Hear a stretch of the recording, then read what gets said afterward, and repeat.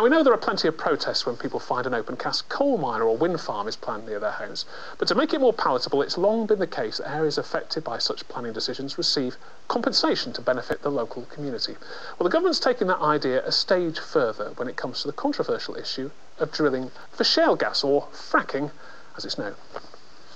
High in the Durham Dales, these turbines have been turning since 2009, generating power and clocking up cash for nearby Esh-Winning.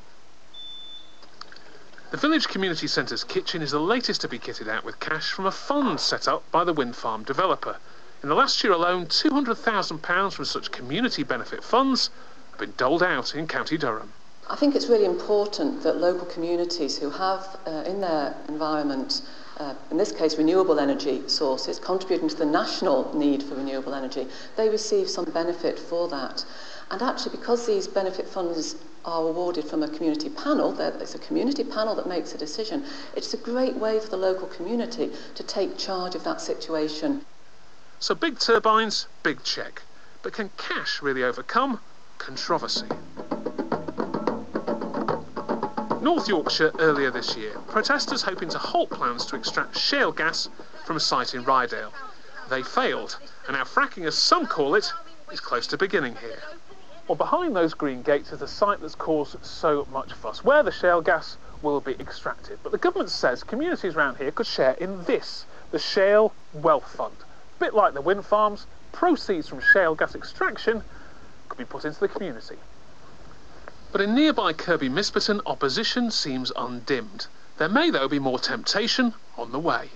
To corrupt a famous catchphrase, the government doesn't just want to give communities this cheque, it's also considering giving them this cheque, consulting on whether individual householders could get up to £20,000 from the proceeds of fracking. And there could be some big money. The fund will get 10% of the tax revenues from shale gas. So can I tempt a hostile local? £20,000 to accept fracking near your home, deal or no deal? Definitely no deal, you can keep it. I think it's a cynical ploy. It's a bribe, basically, to try and get people on side. Firstly, you could get £20,000, great, but your house price will fall. Secondly, it's very poor compensation for the risks that people are going to face from these wells, the health and the well-being implications of fracking. It's an unknown industry still in this country.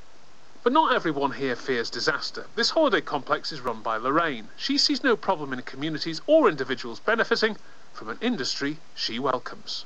No, I wouldn't class that as bribery. If they're near a shale gas well and they've got to have the inconvenience of some trucks going past for a temporary amount of time, then why shouldn't they actually benefit? I think that's a good idea. And imagine the trade that all this activity would bring for all the different businesses in this area.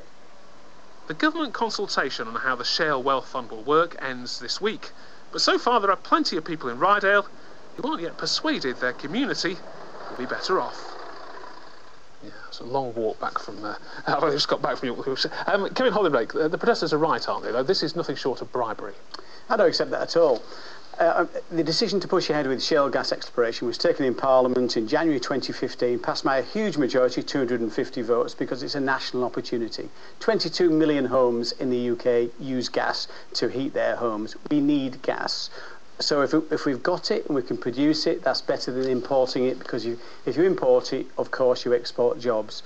Now, of course, when it comes locally at that point in time, people are bound to have concerns and temporarily have some inconvenience in terms of noise pollution, light pollution, traffic movements. So these individual payments are fine in your point of view? That would be a good thing to do? I think it's right that local people who would suffer that inconvenience should be compensated for that inconvenience. But it's for inconvenience, not for something like pollution or house price falls. I think those are scare stories that are absolutely without foundation. Now, the particular development in your constituency in Kirby Misperton is subject of a High Court challenge next month. How confident are you that it will still go ahead? Well, that's not a matter for me, but one thing that viewers should look at, in your clip, you were stood there in front of what is actually a gas well pad, and all you can see is a collection of trees. That will not industrialise the countryside in Ryedale. If it did, or the likelihood is that it would, I would oppose it. That will not be the case.